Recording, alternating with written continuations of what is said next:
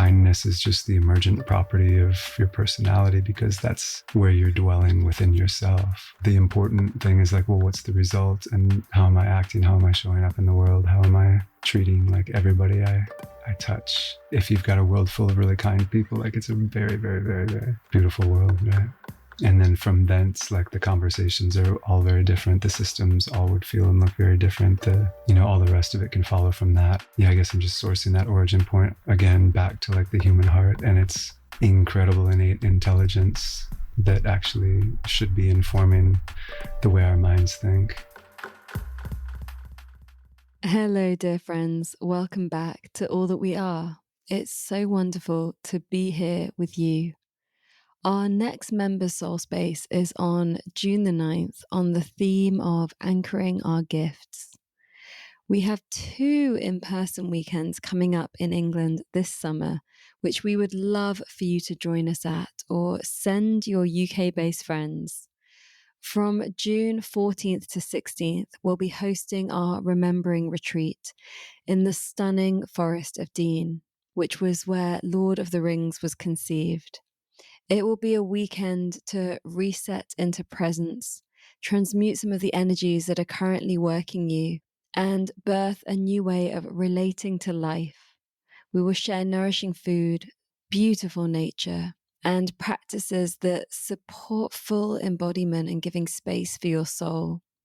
We'll be staying in this very special venue where you can step into a deep space of rest and rejuvenation, explore the labyrinths, the rose gardens. The first night will offer a space for grief and prayer, for you to bring any sorrow that you're holding for what is happening in your life and around the world. And then we'll move into a water ritual for rebirth and celebration, sharing music and poetry and songs together. On the 5th and the 6th of July, we'll be hosting an All That We Are weekend of events in Devon. We'd love to bring together our community that are based in the southwest of England and anyone that feels called to explore these parts of the lands.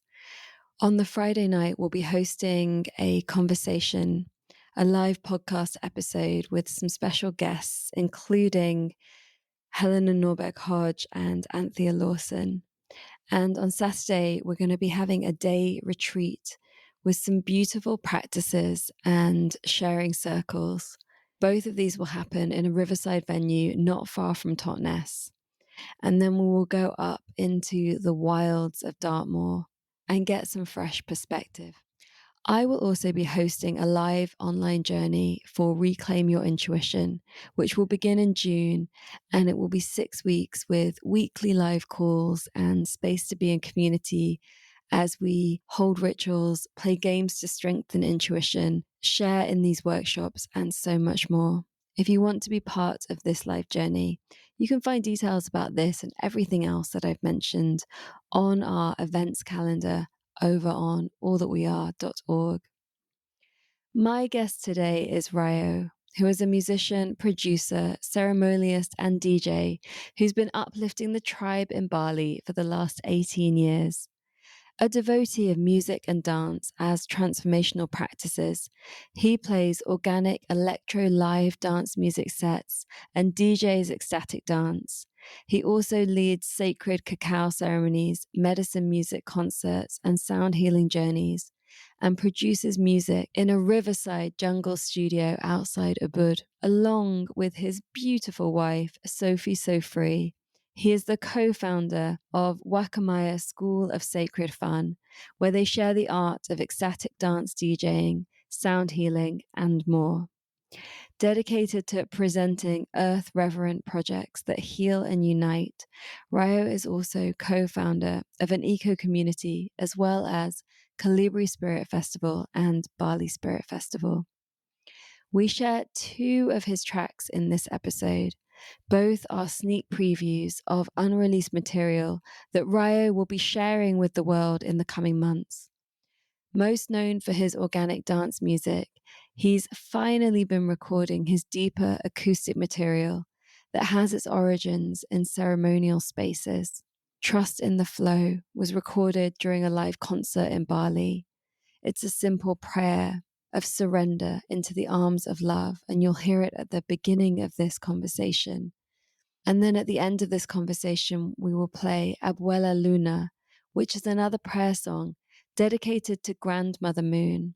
It's a humble petition to the feminine force of nature for guidance and wisdom in this journey of life. In this episode entitled Nothing But Love, we explore the themes of ceremony, ecstatic dance, and parenting as we speak to the question, how can our ecosystems of relationship shape our collective future? We hope that this conversation opens space for you to explore the relationships you hold dear and how you relate to this beautiful life. Welcome to All That We Are, with me, your host, Amisha Gadiali. On this show, we explore the weave between activism, the sacred, creativity, and regeneration, the spaces where our inner and outer worlds dance. From healing trauma to nature connection, to new technologies to ancient wisdom, it's time for us to move beyond silos and into an integrated way of being. Every one of us has ideas and personal experiences to share that can lead us to a more beautiful future. Despite the challenges we face as a global community or the pressures we meet in our daily lives, when we stop and dare to listen, to ask ourselves the big questions, and to share what we are already doing and envisioning, we create the futures of our wildest dreams. And we begin to embody all that we are becoming, and all that is possible.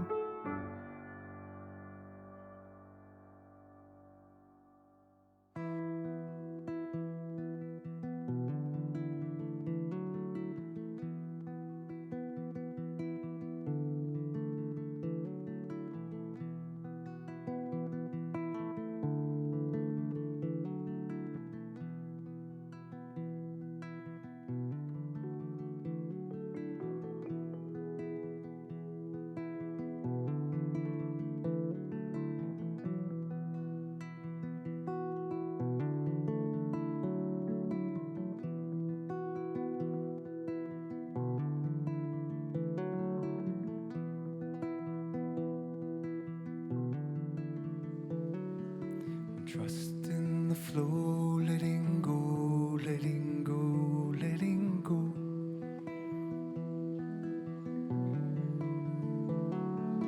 Trust in the flow, letting go, letting go, letting go.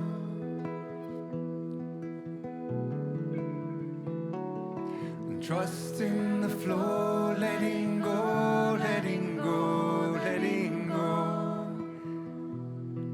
Please sing with us. Trust in the flow, letting go, letting go, letting go.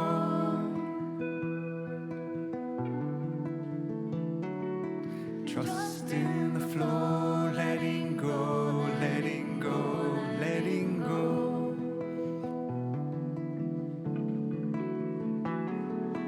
Trust in the flow, letting go, letting go, letting go.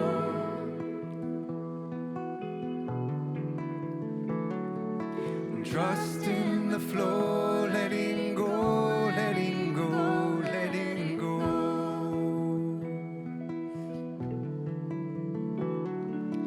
Trust in the flow, letting go, letting go, letting go. What are you ready to let go of? Sky, you got a solo for us?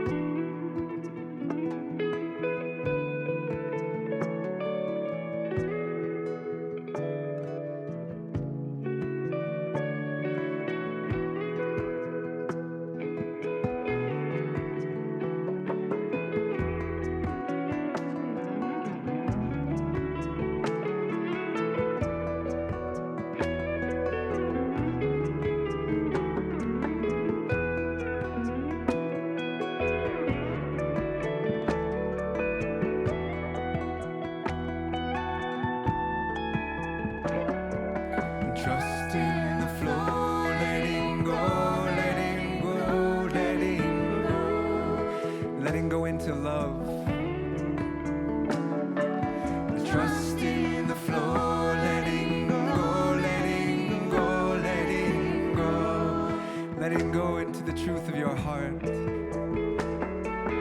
Trust in the flow, letting go, letting go, letting go. Letting go into our responsibilities with joy.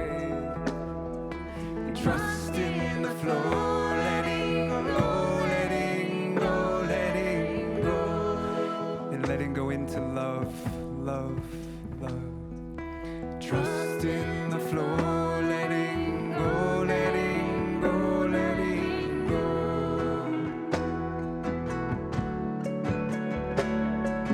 Trust in the flow, letting go, letting go, letting go.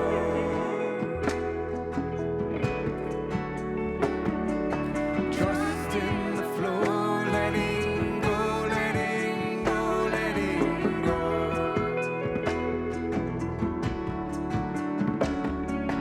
Trust in the flow, letting go, letting go, letting go. Ryan, we want to hear you let go.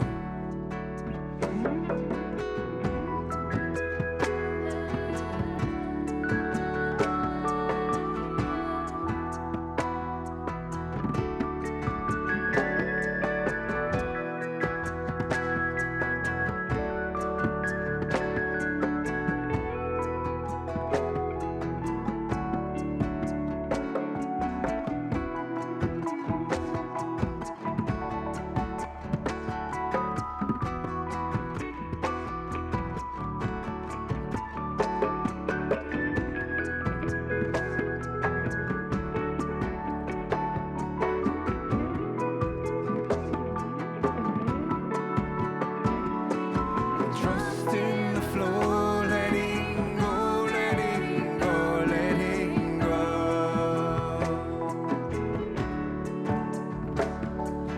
Trust in the flow, letting go, letting go, letting go.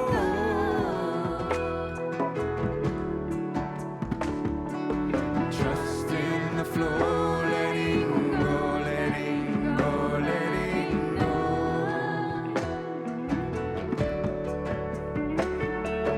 Trust in the flow, letting go, letting go, letting go. Francie, please. Trust in the flow, letting go, letting go, letting go.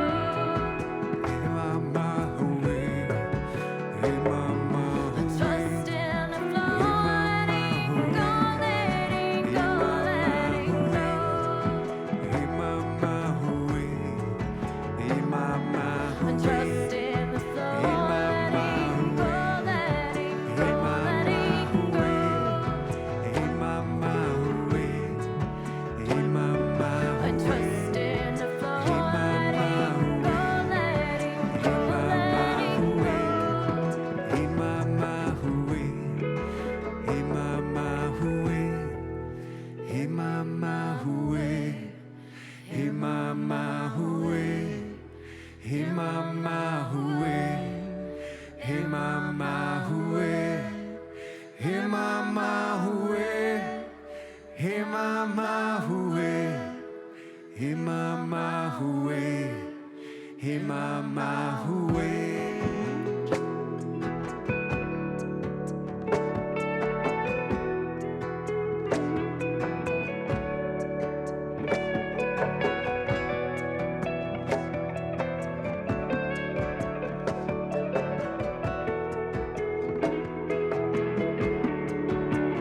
So the next question is, what do you want to let go into?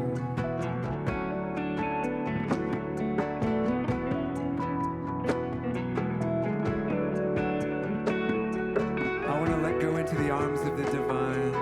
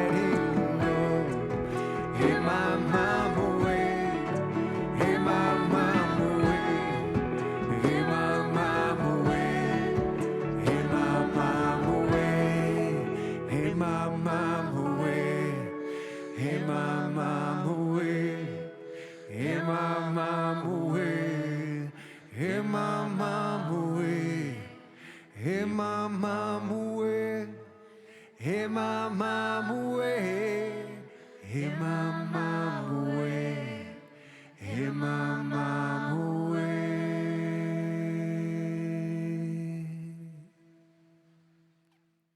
It is an absolute delight, Rayo, to welcome you to All That We Are. Thank you so much for sharing here with us. My pleasure. I would love to begin by asking you to share what is alive for you around this question. What are the futures of your wildest dreams? Well, my wildest dream, because it would literally be classified as a miracle, would be for my daughter to be walking and dancing. Mila is just over 2 years old, and she has cerebral palsy, and the medical prognosis was very grim, and we very quickly pivoted to alternative path for her learning, and everything has just been opening and blossoming in such a beautiful way, in her being, in our life. Yeah, being the parent to a special needs child is not something I ever crossed my mind until it became the reality of my life. And I'm happy to say that it is a profoundly, profoundly, profoundly beautiful path, especially the way we're walking it. But yeah, if you'd caught me 3 years ago, I might have very expansive, wild dreams. And at this point, it's quite specific to her. That's what comes to mind in this moment. And there's something around that is also connected to a bigger dream of how we understand different conditions and how we support ourselves and others. Or even just how we view and understand the nature of reality itself and the nature of consciousness. And so in terms of like bigger dreams for the planet as a whole, like I'm at a place where my understanding is that the only way forward is going to be through like rather radical changes in consciousness and awareness. And this happens on both individual and collective levels. And I've had the privilege of working with healers over the course of my life, where I've been witness to miracles. I've been witness to broken wrists and lip cancers and hepatitis C's and all sorts of things that are supposed to be incurable or curable on particular timelines being healed, like, essentially in an instant. And so I know anything is possible. It's really interesting because my whole life has been very dedicated to, community and helping to support change and transformation in the people around me and in the world around me, and holding spaces for change and transformation. And then suddenly, like, this is like the core focus of our home at this point, is just in this beautiful, beautiful, beautiful little baby. And all of the lessons and all of the learnings of my entire path kind of like it can come to this focal point. And it's like the deepest walk of faith that I've ever had to take, in a sense, faith and surrender and all of the things. But it's also, there's so much metaphor within it, and greeting a situation, whether we look out into the world and we perceive it as so much tragedy going on, or whether I just look at Mila and perceive what she's going through as a tragedy, like there is this possibility of shifting it in profound ways. You know what I mean? So it's kind of the macrocosm, microcosm. Can you share more around your experience of that? Because I've had a similar but very different experience. If I think back to when I first met you like 8 years ago, and the journey that I was on then, and life has brought me into like a very simple place where I'm tending to my mother, right. And her needs have become vast in a Parkinson's dementia, quite complex journey. And it's been quite amazing how all of the healing experiences that I've had and all of the transformative experiences that I've had, like what happens when you then actually take away the community and all of the big experiences and you just come into the altar being this woman in front of me. Obviously, it's a very different situation where she's changing rapidly in a different direction, and but needs an awful lot of support and attention and care. The spiritual worlds and community that we have been part of have often been about these beautiful big experiences and travel and eco villages, and festival and kind of in that kind of space. And I feel that in my case, having experienced all of that and then like being brought into like all-encompassing situation right in front of me, I've been able to root into everything that I've learned through ceremony and everything, and just kind of be able to be present, like fully present for what it is, which in my case, it isn't like something that can get better. Like there's moments of like, you know, but there's a trajectory, and I don't know how long it is. I don't know in which ways it will shift. Every moment's different. It actually feels like being in ceremony and being present to like the moment. I don't know when it's going to be, you know, laughter or crying or screaming, or when things are going to suddenly get like more challenging, or when it's going to suddenly be lighter. And it requires a certain kind of presence that I'm really grateful to have cultivated. I totally relate. Absolutely relate. And within that, I'm sorry, what's the question? Well, the question is, I'm just curious about more of your experience of how the experience that you're having has like shifted your understanding and the way that you see reality.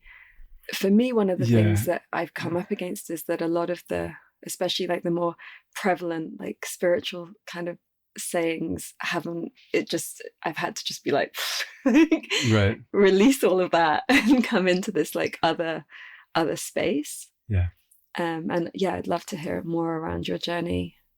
I mean, for me, you know, there's like the personal aspects of it, and then there's the more transcendent aspects of it. And it's certainly been like a contraction of possibility for us, because traveling is not easy. You know, all the things we used to enjoy that we imagined we were still going to be doing with a baby. Oh, of course, we'll be the family that's like traveling the world with a baby. And really the calling is just to like create the most beautiful, loving home possible, because, you know, she has mobility issues and it's not easy to move about. And so there's been, a journey I've been on personally to just like, as gracefully as possible, and sometimes not gracefully at all, let go of my sense of what freedom means.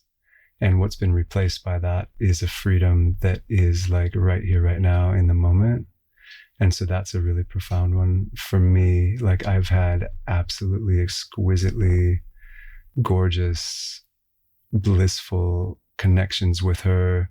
One of the most beautiful nights I can think of in recent memory was literally just holding her through the night while she was having like an acid reflux situation. So she was just uncomfortable in her body. She cried most of the night. And I found my way into a space where literally I felt like I was sitting in the grace of like a ceremonial space. And that's what I made it. And that was a choice that I made. I could have very easily sat there feeling as though I was being, you know, tormented by a crying baby, but instead it opened like such a massive space of love. So obviously intention is massive, and it's clear that you have like amazing intention, you know, with your mama and all the care and all the love you're bringing to it. And the other thing that resonates for me is that it's really not about me and my experience. Like I can speak about me and my experience, but like service is really so much about what you're in service to, and like dislocating that. I don't know. I feel like there's ways, you know, like I could portray the whole thing as this is my hero's journey, being her father, and everything that it's called forth from me, and all the experiences I'm having, and all the growth that I'm doing, and it's really not about that at all, you know. And so I could like cast it in that light, but it's really much more about Mila and just like showing up for her with as much love as possible in every moment. I mean, we're all the center of our own universes in a sense. We all are, you know, jewels in the net and locus points of consciousness, and there's nothing wrong with that. there's just a real like humbling that has happened for me in relation to my daughter and her condition and its demands on her life, and it's a beautiful thing.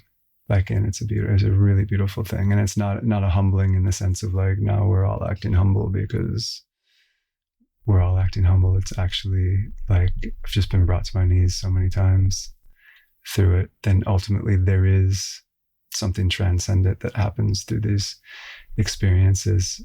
But yeah, a love for a daughter, I don't know, it's kind of indescribable, and it's vast and it's beautiful. Yeah, and it's really hard to talk about without making it the me story. But yeah, so maybe I should just allow for that. Well, as you're speaking, and as you're saying, like, it's not about your hero's journey, like what I see is a more interconnected, like woven tapestry that is actually always present, that we're always part of. Like, we're all part of each other's stories, and we're all part of a collective story. And by like being present to what is, we experience that more fully.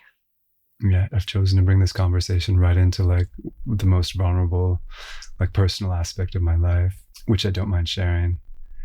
And I'm just really, really aware also through the work that we do in supporting people through their transformations. Like, everybody has such deep and profound personal stories, and so much of it comes back to family and family dynamics and family relationships.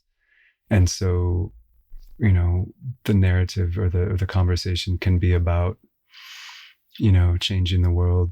But like, for me, it's just so clear that it really, really, really, really, really starts within our own beings and our own families. And from there, maybe our neighborhoods and on out. But just that recognition of like the field of responsibility that I have as it embraces like the people who are closest to me. And am I actually like really being the most loving, uplifting presence in their life? And if I'm not, then why or how could I be focused on trying to solve quote unquote bigger issues out there in the world? Do you know what I mean? And I think that's probably a much more feminine perspective, to really like place the family at the center. And it's something that has really, really landed and arrived for me in particular, like through this journey just in the last few years. And I think in a sense, I'm much less engaged in or interested in thinking about systems outside of my own like ecosystem of relationships. So relationship is really important to me, you know, and how are we walking each other home, and how many people can you actually be responsible for? And for sure, there's people who have a capacity and probably a dharma to create much larger systems and all of that. But for me, everything has simultaneously like pulled into a much more direct and tight point of focus, but also expanded in a kind of transcendent way in terms of my inner experience of myself and reality and the nature of consciousness and all of this. For me, the question around like the bigger vision, firstly, it was created a long time ago, Right. Perhaps when I was younger and much more like in that sort of space. But really what I love about this question is actually it just brings us to the core of what our values are. And for some people it is about a systemic change, but I feel like we're always in this relationship between the macro and the micro, and of course who we are in the world, and where our energy is, and how we treat the people around us is so key to anything that can happen. And I wonder if we're in a place where, I know when I was in like the social change world and even in the spiritual world, like there used to be a lot of like an energy of sort of neglecting the family in order to do the mission. Like, yeah, and I would come across that in people totally. Time and time again. Totally. And even I remember like 15, 20 years ago being too busy to call my own parents because I was off, exactly, quote unquote, changing the world, and it was so important. And I feel like I'm wondering if even through the experience of COVID and lockdowns and the pandemic, if we all collectively did get brought like closer into like who's around you and what is in front of you, and if there was an opportunity there for a kind of global value shift. Right. Yeah, and I feel like, clearly we do need a value shift.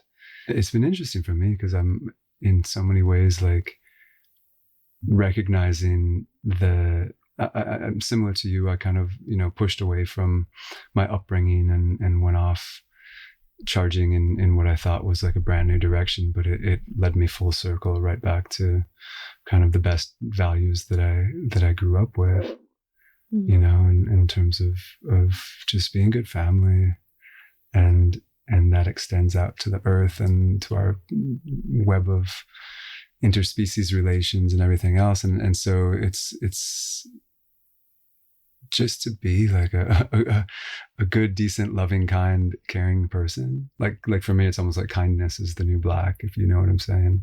Yeah. And just from where I'm sitting at this point. And if you'd caught me when I was 26 years old, it would have been all about everyone just needs to be a raw foodist and do a bunch of yoga and lots of plant medicine and build eco villages and whatever else, I was all about back then. And now kindness. And it can be like such a difficult journey to come to that place, like as an individual, to just find a way to relax and settle into a space where kindness is just the emergent property of your personality, because that's where you're dwelling within yourself, and so all the spiritual practice and all that, everything else, and that can become like pretentious in a certain regard. For me at this point, like the important thing is like, well, what's the result? And how am I acting? How am I showing up in the world? How am I treating like everybody I touch? And I guess from the macro perspective, if you've got a world full of really kind people, like it's a very, very, very, very beautiful world, right? And then from thence, like the conversations are all very different. The systems all would feel and look very different. All the rest of it can follow from that. But I guess I'm just sourcing that origin point again back to like the human heart and its incredible innate intelligence that actually should be informing the way our minds think. And so that's a big part of the connection that I try to make for myself, but also through the work that I do in different regards. It's just connecting people to their hearts. I mean, there's a cliche within that. There's like, oh God, that's so simple, but it is like the most profound thing, because of the genius intelligence that's awakened through that. There's something about the heart, mind, body connection when it's like fully online that is insane. I mean, this is what like a Jedi is, this is like the ultimate flowering of our potential as humans, I feel like, comes through kind of the integration of all those systems. So this is why embodiment is so important. This is why, I have this path in ecstatic dance and I'm so devoted to that. This is why ultimately, like, why I choose to create the kind of events I create and the kind of gatherings and all of that. It's for the heart, it's for love. And music is such a profound way of coming into that space of the heart. It's a force for sure. Yeah. When I came to my first BaliSpirit, I've been blessed to be part of 4, and I was blown away by the music offerings and the community and the collaboration and the quality of experience and the way that it felt so ceremonial. Mm-hmm. And at that point, I'd never been exposed to anything quite like it. Mm-hmm. Of course, held in the beautiful energy of Bali, and with such deep connection. I wonder if you can share a little around the creation of these experiences. In many cases, the rituals that we grew up with had long since been kind of stripped of any real meaning or any real depth, or certainly any real possibility of sort of personal connection with the divine. So going to church for me growing up, it wasn't, I feel like I was sitting in the presence of God and having a transcendent experience that was helping me to grow and transform as an individual. No, not at all. I was there because my family was making me go, and the ritual of it and what was being shared and the way it was conducted and all of it was just kind of this calcified, I don't know, just some formula that had been passed along and no longer, I think, held a profound depth of meaning for most people, other than it being like, well, our family goes together. And that was the most beautiful aspect of it, was, well, this is one of the times when I'm with grandma and grandpa and the aunts and the uncles and the whole thing. So that was kind of the piece, is that family piece for me. But with BaliSpirit and with the other events that we create, the intention is to create containers where people are participating in co-creating new ritual, new ceremony that connects them first and foremost with their own heart, you know, with the source of love that lies within them, but then with each other as community, with the earth. And the prayer is that there be like an actual potentiality of transformation and healing, and that can only come about if all of that ritual and all that ceremony has like a living heart. And so let's draw a distinction between like music as entertainment and the kind of music that has the potential to really unite people, to really inspire people, to really help people to feel a connection with the divine as they define that, and open that field of like greater possibility, where suddenly if you look at a crowd of people and you had the eyes to see, like all of this inspiration is just dropping, and people's minds are just like lighting up with higher possibilities. And there's a real magic to that, and there's a real magic to like being able to cultivate those spaces for people. And I think it's so necessary, and I'm so glad that the transformational festival movement and the Spirit Festival thing has continued to spread and broaden, and so many of these spaces have opened up, you know. And there's a danger that it becomes a fashion, but there also are so many like really immaculately held spaces, and I think it's awesome. I think it's great. I love it. I continue to love BaliSpirit and other events I've created, and I also love the whole movement that's rolling around the world, you know. So many people like coming online and recognizing that they also feel the calling to create this for their community. And yeah, absolutely. I feel like when I came, I feel like maybe 8 years ago to the first one, I hadn't really been to festivals that didn't have alcohol, and I hadn't been into spaces either, or if they didn't, they were very dry.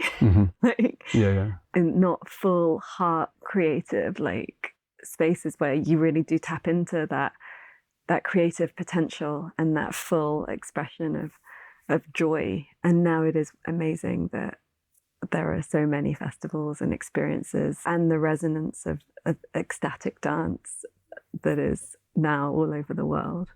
Yeah, because culture is meant to be something that we actually like live and co-create, and it's meant to like bring us into embodiment and into ecstasy, and like go, you know, bring us into trance. Like this is a healthy, beautiful thing to go into trance and to go into some kind of like transcendent space of communication with an intelligence vaster than our own. It's a beautiful thing. It's an awesome thing. It's something that we need to be like creating space and time for in our lives and each other's lives. I love music. I love dance, and so much of it is actually that simple for me. You know, I can kind of like rap about the, you know, bigger meaning behind it all and this and that, but at the end of the day, like I light up when I'm moving to good music that I love. Like I absolutely light up, and I become a better version of myself, and it's a huge part of my life. And I've chosen to try to, you know, create ways to empower other people to learn how to do that and create those spaces and hold those spaces and start those dances for their communities and start those festivals for their communities. And it like gives me so much joy that it's spreading, and in so many ways it's just a return to like the ancient ways. Some of the earliest cave paintings you'll find seem to depict like people dancing, you know. To be human is to dance, but again, culture has been replaced largely by like entertainment, and we're just trying to revive or sustain a living culture that everybody is participating within and co-creating, that feeds their soul, you know, that nurtures their higher instincts, that broadens their capacity to love and show up for whatever they have going on, whether it's, you know, a mama who's got Parkinson's or a daughter with or this or that or whatever it is. Like, we all just need as much love as we can right now to show up for our particular, you know, stories within the big story. Absolutely. And the power of moving our bodies and allowing all of the emotions that get stored and trapped to release, and what happens when we do that with others that are fully present, doing that together. It just creates a field that, as you say, is what humans have done forever. And there are so many cultures around the world where that is an intact part of life, and yet in dominant Western culture that somehow got stripped away. And so it's really beautiful how it's coming back into the space, that it doesn't have to be about drinking and escapism to dance. Like, oh God, no. Yeah. That it can come from the heart. That's always such a beautiful one when somebody comes to, like, you know, a Sunday morning ecstatic dance or something, and first of all is like, oh my God, I've never danced in the daylight. Yeah. And this is really awkward. And second of all, I've never danced without being drunk, and this is really awkward. And then they just get swept up in it and come out the other side like with such a profound shift in perspective and attitude about even like who they are, you know, like, oh, I don't dance unless I'm like this or that or these conditions. Yeah, it's beautiful. I love it. We love the newbies. Yeah, I'll never forget my first ever 5 rhythms in London in like a sports hall, and I had no idea what I was getting myself in for. This was quite a long time ago, a decade or so ago, and then first I was like, oh, this is like a kind of movement that I haven't done since I was a child, like in the sort of slow stillness. And then we got into chaos, and I was like, I never had this much fun when I was out clubbing. Right. Because the full freedom, and there was we were in a circle and we were dancing, we were jumping, and I felt like the full presence of that. And I was high for weeks afterwards. Totally. And then realized that, of course, in the dance and the dance scenes that I've been part of before, like there was community and togetherness, and it was the best that was available at that time where I was. But there wasn't that level of presence and togetherness in it, like in the same way, and the music wasn't kind of coming through my body in the same way. And then suddenly it opens a thing where it's like, yeah, this is what being a human is, to be able to tap into this experience of the body. Yeah, and it almost goes to a place where the only word that describes what's happening is this like magic. Yeah. You know, and that's what I love about it. And magic is such a beautiful, awesome word, actually. But like, yeah, this is we're creating the potential for real magic to happen for people, and then that expresses itself through so many awesome, you know, stories. Everyone's got their story, everyone's got their experience, but like just in the ecstatic dance space, like people having profound internal healings with their parents who they've always had some issue with, and suddenly finding in that space of ecstatic dance that they have resolved that and found the forgiveness or whatever, or people like literally healing disease in their body, healing emotional trauma, or just like celebrating the simple fact of being alive, because that's absolutely worthwhile and valuable, and something that we really should be doing a lot of, because it keeps us in our joy. And that's how I want to live life. I want to be joyful. I want to be overflowing with gratitude. And so here's one way to tap that in a way that's actually like fun and not overly serious, and certainly not like inaccessible except to only a few. Like everybody is a dancer inherently, because everybody has a body You know, we all feel the music in the way that we do.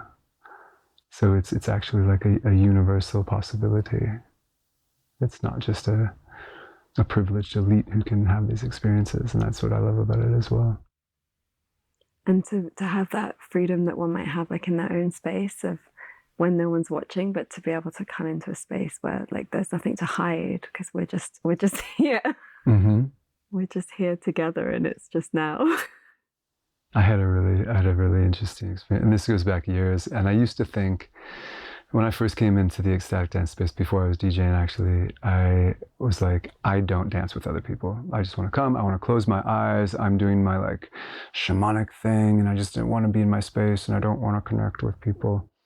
And why are all these people like being silly and dancing with each other? And I had all this judgment, what I now recognize as judgment. But at the time, I was just like, well, oh gosh, why can't they just be like more serious about this? And then I had one particular session where I literally felt this like kind of like hardness in my heart just get like kind of lifted as if by grace. And suddenly all I wanted to do was like connect with everybody and dance and be fun and playful.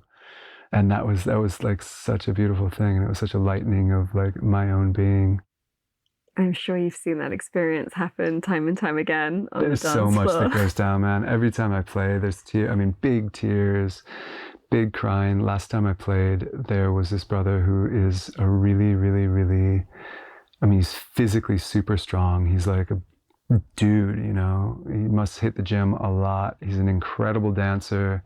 He just has a really strong presence. I wouldn't say that he's the kind of person that, you know, you feel like is showing real vulnerability a lot. He's just a really strong guy. And at the end of the dance, he was in tears in the middle of the floor with just a pile of friends around him who were like holding him through like a really, really massive, big cry. And I thought that was so beautiful for the community to see, that this kind of like pillar of masculinity and power, and in some senses like hardness, not in a bad way, but in just like a strong masculine was like right there in all the vulnerability and all the pain, and just allowing that to be expressed, because everyone's carrying it, you know, and you never know what walks in it. Everyone walks in the door with their own story, and everyone's got their own pains and their own heartbreaks and their own everything. And so to have a space where like somehow some part of him felt safe enough to just let it go.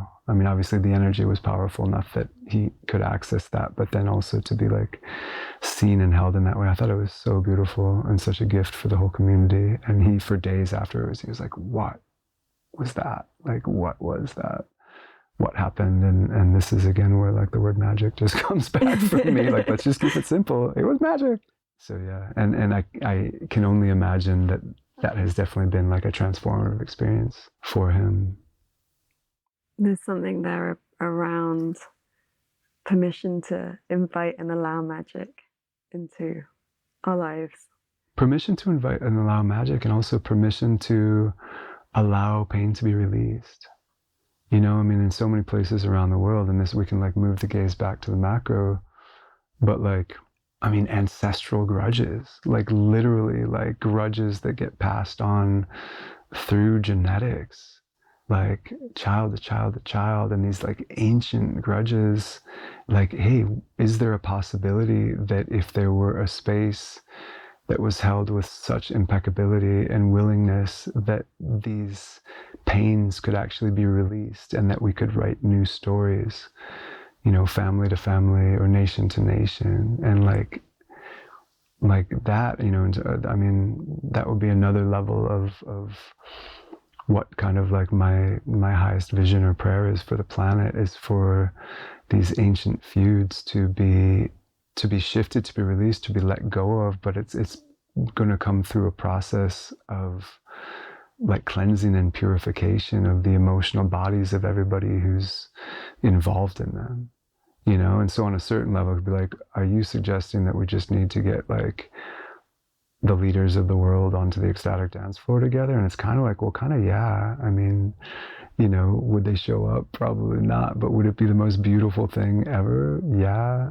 You know, I had a dream once when Trump was in office, and I was sitting across the table from him, and And it was like his face was like transforming between the kind of scowling, you know, angry man that we often see in the media, and then just this like innocent child, you know. And it was just like and I was like sitting across the table, and I was just like beaming him, like literally kind of beaming him with love, and seeing that like even within this character, who for me had become a very, you know, dark character in my own perception or read on the situation, like even within that there's the possibility for transformation, and there's like a seed of love, there is an innocent child, there is, you know, like another way forward that's possible if we can energetically like create a space for that to happen. And so I mean that's obviously a big task, but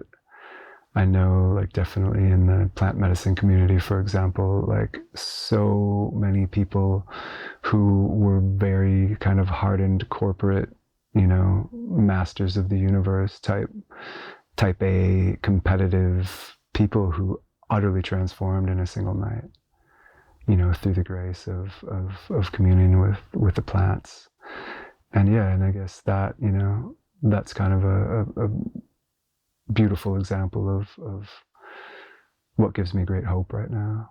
And also the journey I feel like we need to make collectively is it's like a journey through the shadow, through the pain, through all the trauma that is individually and collectively being held. But it's entirely possible to release that and to begin to write new stories. But if you haven't yet gone through that transformation, you can't even imagine what that story could be, because your vision is so clouded by whatever you're carrying. So I feel like, you know, if we are to collectively witness like the miracles that we all hope to witness in terms of, you know, peace coming upon all the lands of the earth, the route is going to be some kind of frequency that becomes so strong and so undeniable that, you know, that the strongest, stoutest men among us have no choice but to fall down on the ground and just let themselves weep and let all of that go. Right? I mean, that's a beautiful image. And I saw that on the dance floor 3 weeks ago, in a sense, you know. So it's possible.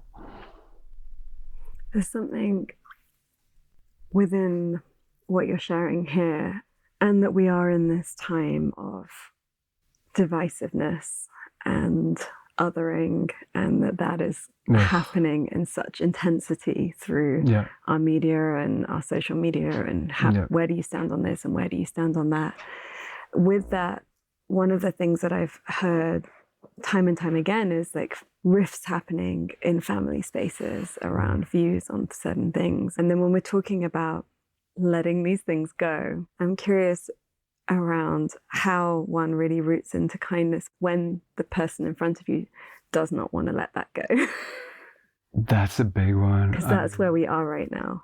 The story that comes to mind for me, and this is another personal story, I was in my 20s, and I had a beautiful, I'd fallen in love with someone and vice versa, and we'd had a beautiful relationship, and then thought we weren't going to be able to see each other again. And she, in the meantime, had started a new relationship, but then suddenly life brought us back together, and she kind of recognized that she needed to end that relationship. And so that brother was really, really, really, really hurt. And so I was just sort of waiting for her to move her stuff out of his place. It was all a very big thing. You know, we were in our 20s, so, you know, there's just like an added element of drama to it all, but it was actually really beautiful what happened. He ended up coming up to me, and I was just sitting on the ground. I had my eyes shut, and I just hear him say, you need to get up onto your feet, and you better prepare to defend yourself. And he basically wanted to fight me. I looked him in the eye, and I didn't like do this. It just, something started happening within me where I was looking him in the eye, and the mantra in my head was, there's nothing in my heart but love. There's nothing in my heart but love. And I felt this, like, all of this, like, root chakra anger energy within me rise up into my heart and kind of like flow out of my heart center as this like green loving light, and I was just looking him in the eye and repeating, there is nothing in my heart but love, there's nothing in my heart but love, there's nothing in my heart but love. And he went from like rah, rah, rah, rah, rah, rah, and he literally collapsed to the ground and just started crying and talking about how sad he was. And nothing had happened other than holding that energetic space. And again, this is just kind of like, this sort of happened, like it's like something came through me or came over me. It wasn't an intention, but it was at that moment that I feel like I completely understood what the Gandhian concept of soul force is actually about. And, you know, it's most often translated in the West as like nonviolence, but I feel like nonviolence is only one aspect. And the true teaching is soul force. Right. And that was like a soul force that came through me, and that not only completely like diffused what would have been a violent situation, but also helped him to get to the root of what he was actually feeling, which wasn't anger and violence, but was just sadness, and then release that. Had you got defensive in that moment? Totally instead, different story. Totally. There would have been story. a big fight. There would have been a big fight. Yeah. There would have been a big fight, and then we both would have carried on with some trauma that we would have had to, you know, yeah. And it's testament to where we have some control over the inner energy that we're. Yeah, and so I guess, I mean, back to your question, like, where do we find that kindness? The only reason that was able to happen for me is because I think at that time in my life, like, I was really, really devoted to just my personal practices. And at the time it was Kundalini yoga, and it was meditation, but I had such an anchored practice that energy was given the space to emerge. So I think if we really want to be, you know, warriors of peace, we have to approach our lives with that kind of like sincere devotion to the training that allows us to evoke those energies in the moment when it's like the most difficult, you know. So in a sense, it's not about like becoming suddenly kind in the face of anger or accusation or whatever might be coming at you. It's about like every day being devoted to cultivating that within, so that then it just is like a natural reaction, or a natural, it's just already in the field. You know what I mean? I don't know. It's a strong question. Yeah, well, I can share that I can feel it in my body right now. Yeah. Just you sharing the story and the mantra and bringing it into the space. The experience that I'm having in my body right now is suddenly there's loads of energy in my kidneys, like there's two hands holding from behind. I wonder for everyone listening, as they're hearing these words, all I have here is love, or whatever that expression is, like what that allows to open up. And you know, this time is a time that people are calling a spiritual war, and where there's so much energy to bring us into divisiveness and judgment and othering. And so what happens when the counter action is just to root so much deeper into the love field and to be emitting that out? Because it really is the most powerful force in the universe. I guess the other option was for me to become afraid as well. Like if I had feared for my own safety in that moment, that would have essentially like broken the spell, and that experience wouldn't have been possible. I think in some ways we're starting to point kind of like at Christ consciousness, or just at you know, Buddha consciousness, or just these like apex states of awareness that we celebrate, and unfortunately oftentimes ascribe to like historical individuals who are a long way out of our own experience. But in my belief, we all have the potential to cultivate and kind of access. And I think that's what they were actually trying to teach. And this is what we need. I mean, we need a bunch of like really, really, really, really, really, really fearless people who absolutely like love with all their heart. Thank you for tuning in. If you are enjoying this episode, do join our membership. For a small contribution, you can be part of our community, where we deepen the conversation and offer spaces of learning and embodiment. As a member, you are a patron supporting the making of this show, keeping the episodes full length, free and accessible for all. And you receive a number of benefits, such as monthly soul space, going deeper sessions, access to our library of workshops, and discounts on all our online and in-person experiences. Our membership is what makes us able to make this show and stay advertising free in a world that is always trying to sell us stuff we don't need. Head to allthatweare.org/membership to find out more and join today. I had this experience once in Gujarat in India with a lioness. There's a place where the lions live amongst the village, and you can go in like a little open air like car and drive around. And we were going in the middle of the day, and the guide said, you don't see lions in the middle of the day. You have to go at sunrise. But we were only there at that time, and we were like, we're going to see lions today. Yeah. And me and my friend looked at the guide and the driver and said, this is going to be the most exquisite safari of your life. Yeah. And anyway, we got in the little car and we were driving around, and they were so like sure that there weren't going to be any lions. We actually stopped to go to the toilet, and everyone was out of the car, like and in the bushes. And then we got back in the car, and just as we got back into the vehicle, 2 lionesses and their cubs came to literally where we had just been standing, completely unprotected. Of course. And then we get into the car, and the lioness and the cubs, they come so close. And of course, when there's cubs around, like, you have to be very considerate. And the driver, like, he'd opened the door and he had his foot out because he was like taking pictures, and like everyone was kind of in this sort of weird like state of like awe and shock. Mm-hmm. And then the lioness came, we'd been there for a little bit too long, and I had started to feel like, I think it's time for us to, to move on. Yeah. But everyone was in this other kind of freeze sort of like space. The lioness, she walked round to the front, and she would have only been, we're sitting very close to each other. She would have been like 3 times the distance between you and I right now. And she just was staring at us.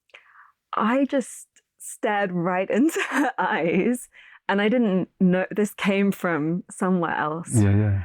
And I was just saying to her, we're sorry, like, we've been disrespectful. We're going to go now. Thank you so much for sharing. And we're completely here in peace. And it was amazing. And we looked at each other for, I don't know how long, but it felt like a really long time, but it also felt so beautiful. Like we were in communion. And then finally, like, the driver and the guide, like, kind of got their shit together, and, and then we drove off.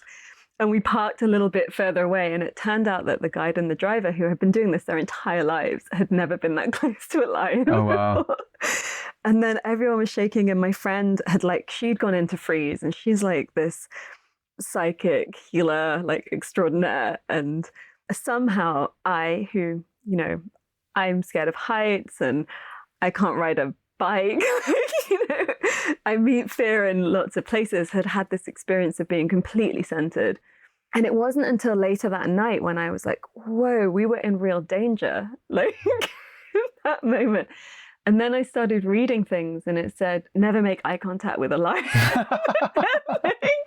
And all of these things. And I really feel, and, this is like a don't try this at home totally kind of story.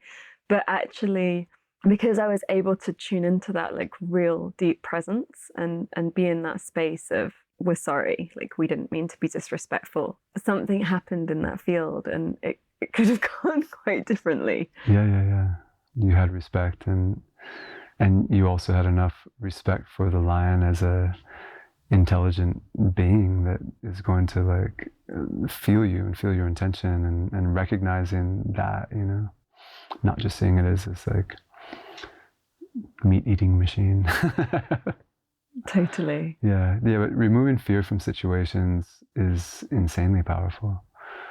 And it's almost like the fear would have been the trigger, Like if you had looked at it and had that kind of a vibe in your eyes, maybe she's jumping at you instead of just like accepting, you know? Yeah, and those lions, they have killed people, especially people taking pictures of their cubs. Oh, wow. That's the kind of, like there's stories in that village Sure. of recent times. And, you know, of course, one doesn't have all this information at the time, but being able to root into that grace and that presence and that love. And we don't always know when we're going to be able to do that. Mm-hmm. But I do know that the practice. Well, so this is an interesting question. Supports that possibility. Right. I just had the pleasure of meeting an amazing, beautiful man who was talking about how when he was 9 years old, he was at a raffle where they're going to like draw a number out of the hat and somebody wins the prize. And he absolutely knew that it was going to be him. He just knew he was going to win. And then he won. And then at 9 years old, he just realized, I'm a lucky person, and kind of made that conclusion for himself. And that has like stayed with him through his entire life and actually turned into a mantra. And what he says to himself every morning when he wakes up is, I'm a lucky person. Lucky things happen to me. And then he said, and this is the most important part, I feel lucky. I feel lucky. And he really works on that feeling. And so my question back to you is like, can you cultivate the feeling of it? Or how do we cultivate that like felt knowing that it even transcends belief or faith into that, like it just is, you know, and in every fiber of your being, you know something, or you feel it so strongly that then the alternative, there's just no space for it not to be in reality. So how can we feel lucky? How can we feel absolutely certain that everything is proceeding exactly as it's meant to be, and the unfolding of human history on the earth is going to be this incredibly beautiful flowering? You know, how can we just feel that in every cell? Because if we don't, then we're not contributing our energy to the possibility, right? Yeah, I mean, this is the toughest question or the hardest experience, because your friend had that experience at the age of 9 of just recognizing that.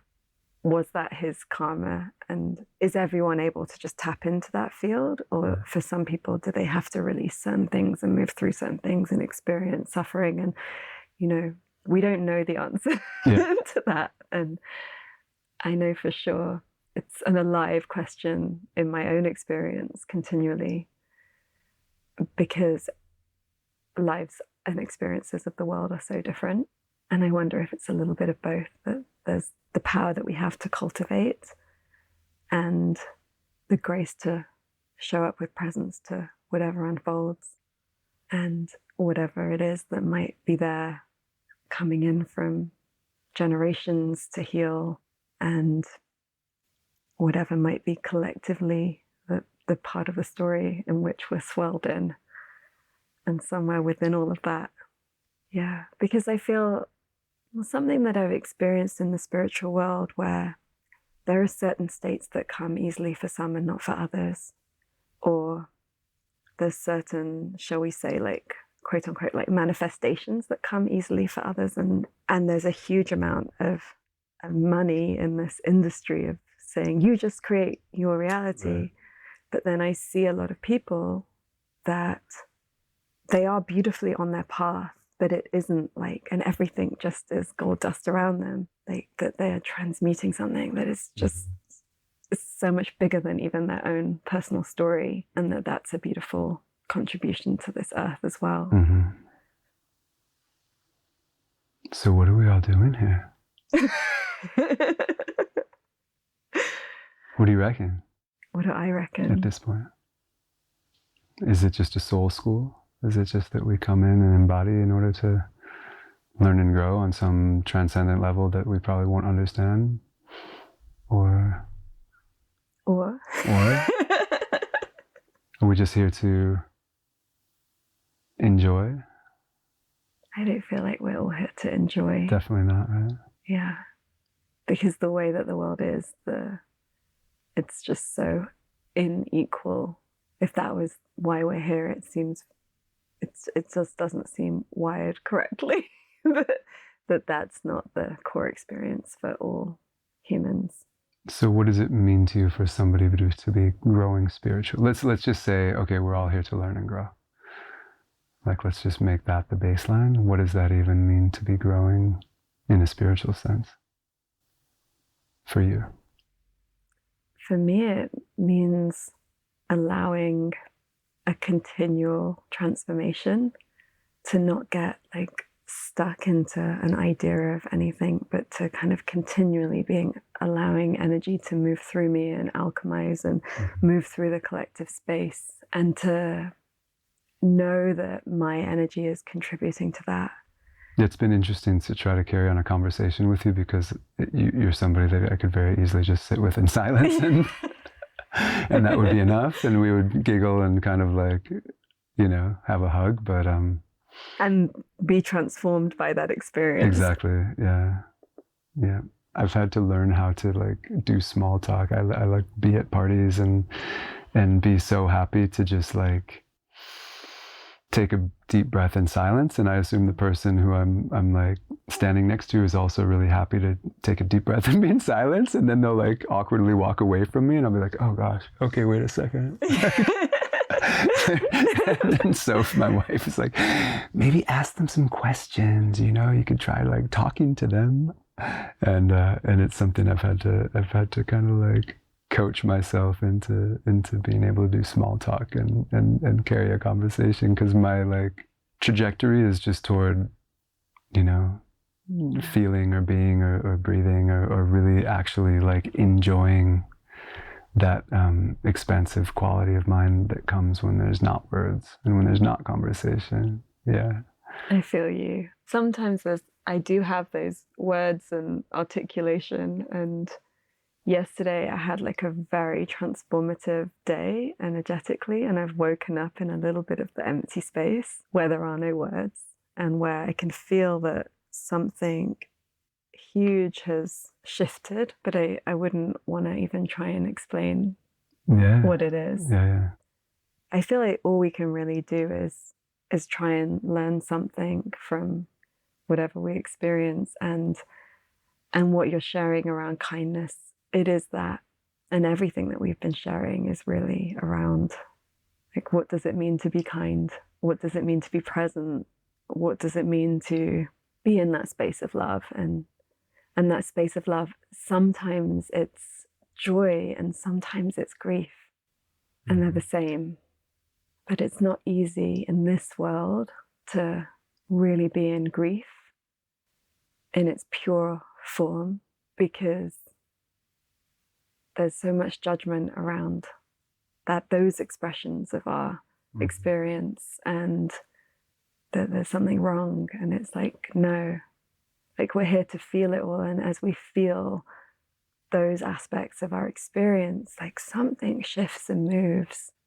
And I love that my experience, I mean, I say I love it, sometimes it's really challenging, but I have like a very big spectrum of emotional experience, and I touch bliss so often, but I also touch like real deep grief often too. I know that it's both the divine. Yeah, totally. Do you know, have you heard of Malidoma Patrice Sommet? Do you know his work? No. Beautiful, amazing African man who I think he received multiple PhDs, like from the Sorbonne. Also went back to his village in Africa and was initiated in the traditional way. So he's both like initiated in deep traditional West African culture, and also educated in the, you know, hallowed halls of Western culture. And so he's a shaman and a teacher and a writer and an author and a beautiful thinker. And he came to America and was going to, you know, begin teaching, and people had very high expectations of what they might learn from the African shaman. Of course, everybody wants to learn to be a shaman, and he just like took stock of where everybody was at and was like, no, we're going to do a grieving ritual. Like, you all aren't ready for what you think you want. Like, you're not ready for what you need to do, is you all need to cry. you all need to grieve, you know. And there's a lot of like full circles back to little points we've touched upon along the way. But I guess that would be another one of my prayers, is that people can find the capacity to let go of all the distractions that we are more and more and more and more, you know, like willingly allowing ourselves to really be prey to. You know, we're like allowing our consciousness essentially to be like harvested by these devices we carry around in our pockets and plug in at night to make sure it's charged in the morning, because if I wake up and my phone's not charged, like that's going to be a real disaster, you know, whatever that might be. But in order to like create a space where we can really actually feel what's even going on for us, so important. And probably for like most of us, those feelings might be difficult feelings, and maybe that's why we choose the distractions, choose the entertainment, choose the scrolling, choose the whatever it is, or choose to project some image of ourselves that isn't actually accurate to what's going on the inside. But that like path of healing and transformation absolutely begins with being willing to feel, in my experience. Like the first breaths into something painful are like, no, don't want to go there, don't want to. But then, I mean, for me, my God, when I don't have the easiest time accessing my tears, but when I can finally like access my tears and my own grief, and it's like in a weird sense, it becomes like orgasmic. Just to have a huge cry, you know, becomes like an ecstatic experience, because I still feel so alive, and I feel. And for me to just be in a state of like, I'm actually feeling so deeply, is 1,000 times better than just kind of feeling like, meh, I don't know, yeah, numb or distracted or too busy or whatever else it is. So yeah, we are such fascinating creatures, aren't we? These like body, mind, soul, spirit coagulations of, you know, what is going on. And then living in this pretty complex material world that we've created. Slightly. But this is why I'm like, I mean, the AI question, and we don't have to go into that, because I would by no means consider myself any kind of an interesting thinker in the realms of AI, but I know in terms of like my body's intelligence and my experience of what consciousness actually is, it's not going to be able to be trapped inside circuitry. Or our biological circuitry is like so much more profound and complex than the digital. So I'm definitely on like team stay human.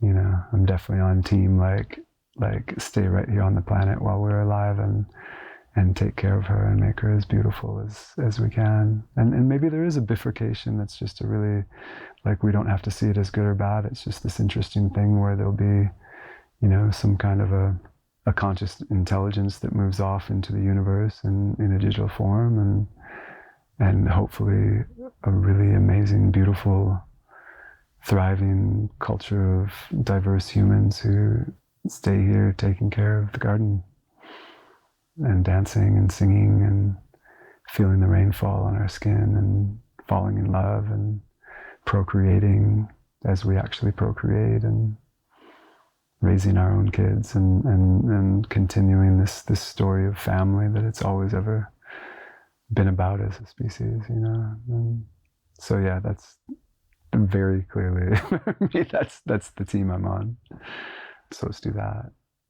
Yeah, I'm just really like aware of the reciprocity of our experience, and how much we shape each other and how much we feel each other. And most people don't even realize, because they're not like tuned in, but like when you walk into a space, you start feeling what everyone's feeling in that space. When you walk down the street and someone walks past you, you can feel what they're experiencing. And then, of course, we have this very alive relationship with the animals and the plants and the trees and the rivers. And yeah, I'm curious about AI and the field of reciprocity. I have no idea. No. I have no idea. From what I understand, that's not built in. I don't think so. I don't know. I mean, this is the thing, is we're not like, I mean, if you just reduce like human consciousness to like the rational and our ability to like make calculations and conduct, you know, science, essentially, it's just such a limited perspective on who we are and what we do, and yeah, just really what we are and what consciousness is. But you just brought me right back to like an absolute like love and appreciation for music, because it has the ability to really, really help us to feel, and it has the ability to help a whole group of people feel something, you know, whether that's ecstasy or whether that's nostalgia or whether that's a deep, tender love or whatever. I don't know of anything more powerful than music in terms of its capacity to open a space for healing, or for feeling, and therefore probably for healing as well, but just simply for feeling. I love that about it.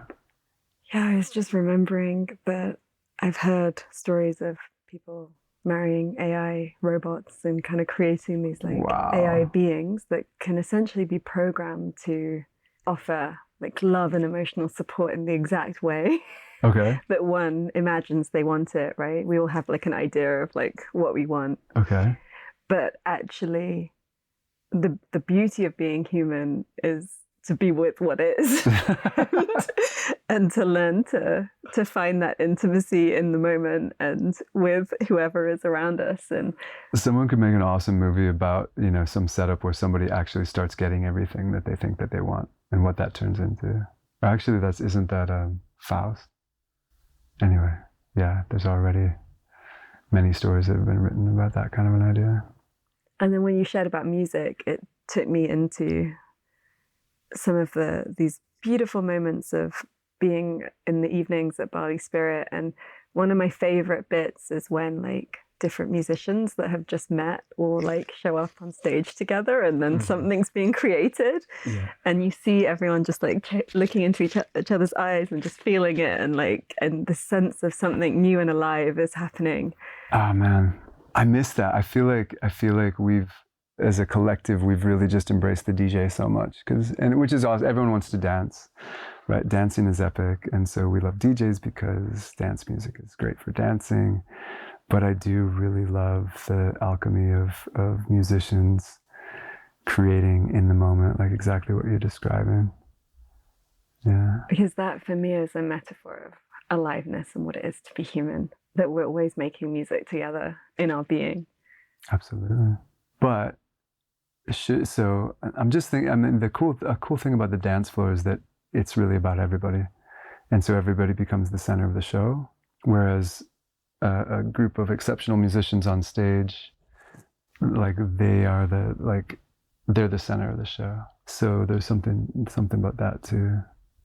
I love feeling the sparks that fly off of really great musicians when they're just jamming, when they're just doing the thing. It's very magical, isn't it? Yeah, I mean, in the metaphor, I'm like a really skilled musician. And so I'm like feeling that feeling with them, like rather than watching it, you know. Awesome.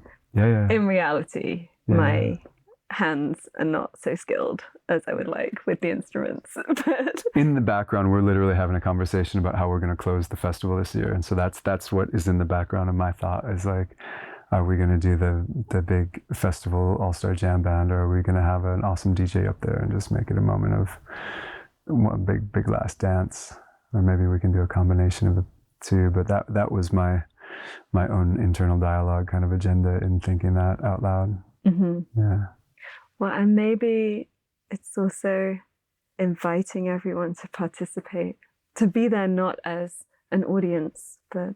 Well, and this is what the best artists are able to do, is make everybody feel like they are participating in it. You know, whether it's kirtan or not, it doesn't need to be a literal sing-along, but people are often like, so what, you know, like, what's your criteria for booking artists? Thinking that somehow we have some like lookbook or something that we're referring to. And I'm like, we're just looking for people who can create a field of togetherness, you know, like collective revelation. Like, I don't know, is that enough for you? Like, okay, but how do you do that? And it's such an indefinable quality, But it really has to do with what you just described of like, you feel like you are a part of something bigger. You know, you feel connected in a way that is like so far beyond just being entertained. Absolutely. I mean, you and I both as like facilitators, I don't know if you have had the experience of what it's like to hold a space where people aren't present and showing up. But I started teaching in London, right? And a long time ago, where I would be in a room full of people that were holding a lot of shame about even being in that room. And, you know, I don't really believe in anything bigger than me, but like something's brought me here. Like, Right. And so having to like wrangle through that space. And then I learned like, okay, how am I going to cut through and really invite participation so we can create this experience together? And then I came to Bali and I taught workshops in yoga and at BaliSpirit. And I was like, whoa, this is like wind in your sails. It's like such a different experience. Yeah. Everyone's here really wanting to be here and like fully present, but we're always co-creating in the spaces that we're in. And I guess there's an invitation for everyone here to bring as much aliveness wherever we are alive. Absolutely. What is your call to action that you would like to leave us with? I think, I mean, it comes back to the kindness piece.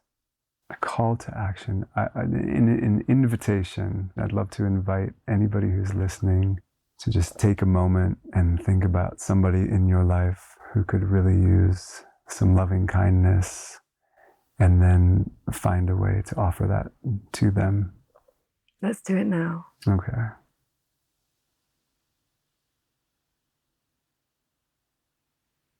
We just did it in the energetic realms, but maybe there's an invitation to do something in the material world too. Absolutely. For that person. Yeah. Yeah, it's an incredible feeling when someone shows up with unexpected kindness. Mm-hmm. Give somebody flowers. There's so many fun ways to do it too. You got some other favorites that you want to share?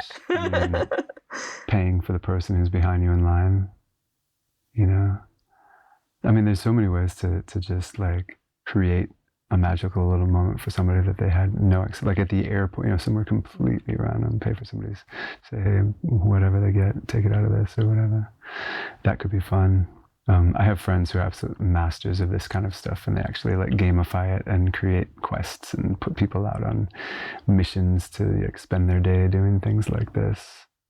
So yeah, I'll let the experts speak to that. But for me, it's again, I'm like, I close my eyes and I've just got my baby in my arms, and I'm letting her know that Papa loves her and believes in her, and that's like the simple kind of like mantra of my world right now. And within that, you know, just to allow for the hero's journey to be a thing. Like with every moment that I spend in that grace of connection with her and allowing my love to blossom in that way, like it's the greatest gift I can give myself, you know. There's something around just not holding back on love, and that in itself is a practice. Yeah, there's like the material ways of, you know, surprising with money of some and gifts, but there's also just so many of our connections are digital, and it's like, you know, we watch each other's things, but like actually writing a note to say, hey, I see you and I'm really inspired by what you're doing, or what I'm experiencing, or how I'm witnessing this, or bringing more into our day-to-day life. Like so often someone might walk past us and we might just really appreciate their energy or their hat or whatever it is, but actually stopping to tell them that, like, it can have a really beautiful ripple. I love that. I love when that happens. Yeah. Not only do I love when that, I love when I'm in the space where that's what's happening through me, you know. And that's what came up for me when you started speaking. It's like so often we think about like, oh, I want to receive love. I want love in my life. I want to feel love. And it's actually like the most exquisite feeling is to be giving love. You know, that's the best, is when you're in such like an overflowing state that it's pouring out of you and you're giving it. That's where I want to live. And it really is like the best state of being, isn't it? Yeah, and so easily forgotten. And so easily. And so easily remembered. And so easily. Fake it till you make it. Yeah. I know that sometimes I can get into a space where I don't feel the love, like, and maybe that's a space where tuning in to more like, how can I give it, is the medicine. Thank you so much. Thank you. It's been a really beautiful time. Beautiful. And how would you like our friends listening to connect with you, your music, your ecstatic dance training? What is the central websites where people can find out more? My Instagram, which I'm very inactive on, is Raio, R-A-I-O. You can find my music on Spotify, same name, R-A-I-O. And then our website for trainings, we have an ecstatic dance DJ facilitator training that's beautiful, and also a sound healing performance course training. And those are at wakamaia.love. Thank you. Thank you.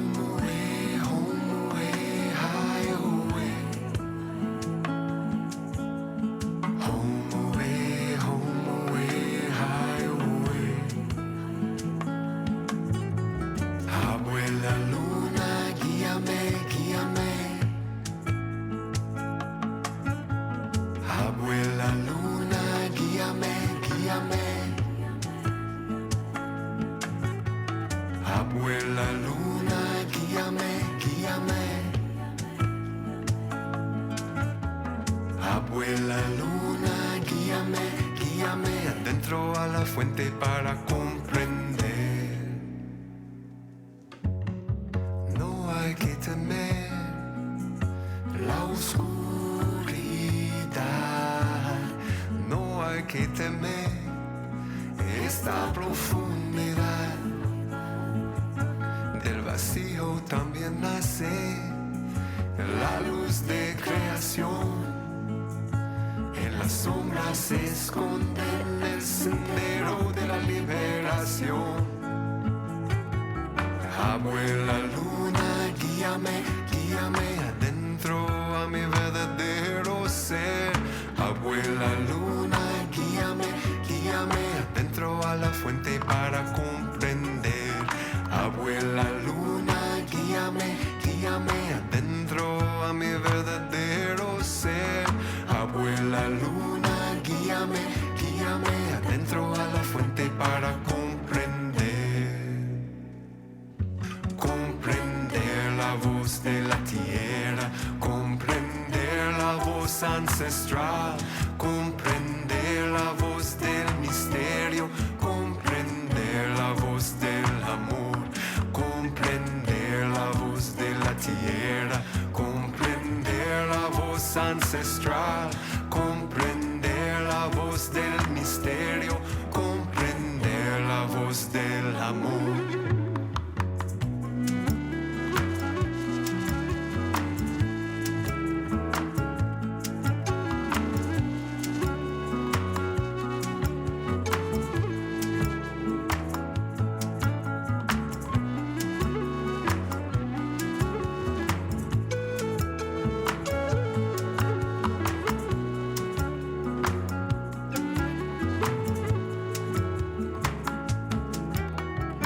Abuela luna, guíame, guíame adentro a mi verdadero ser. Abuela luna, guíame, guíame adentro a la fuente para comprender. Abuela luna, guíame, guíame adentro a mi verdadero ser.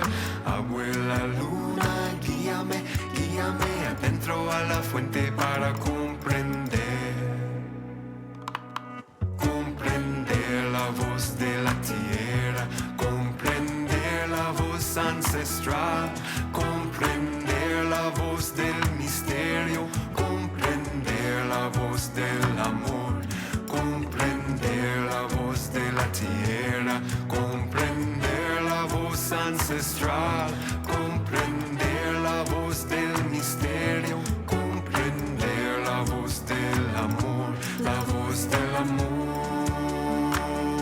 la voz del amor, la voz del amor, la voz del amor, la voz del amor, la voz del amor, la voz del amor, la voz del amor.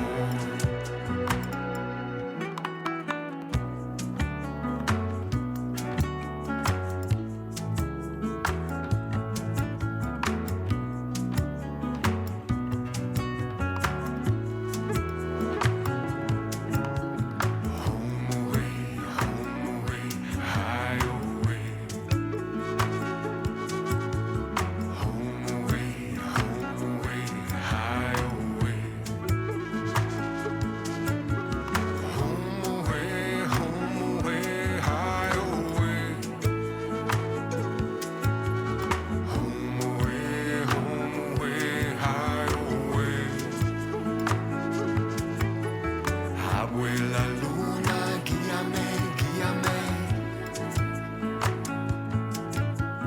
Abuela luna, guíame, guíame. Abuela luna, guíame, guíame adentro a mi verdadero ser. Abuela luna, guíame, guíame adentro a la fuente para comprender. Abuela luna, guíame, guíame adentro a mi verdadero ser. Abuela luna, guíame, guíame adentro a la fuente para comprender.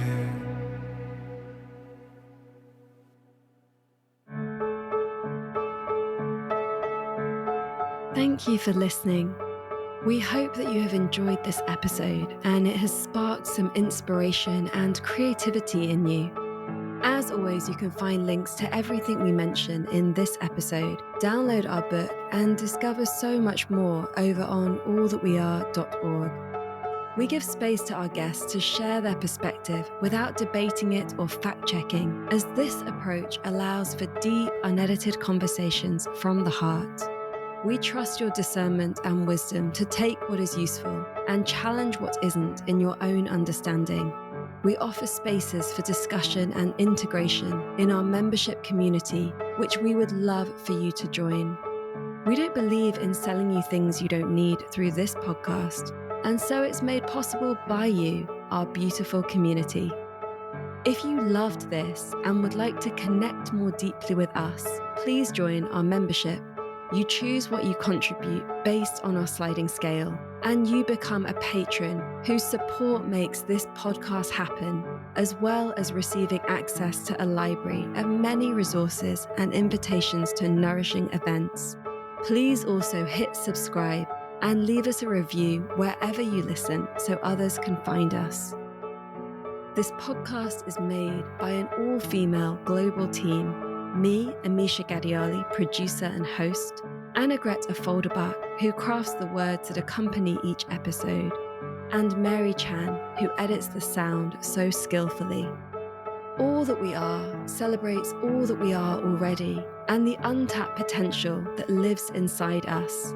It invites the full power of the more than human world, nature, the unseen, our ancestors, and our future generations. It reminds us that we never exist in silo, through borders, timelines, or polarity, that in each and every moment, all that we are is here.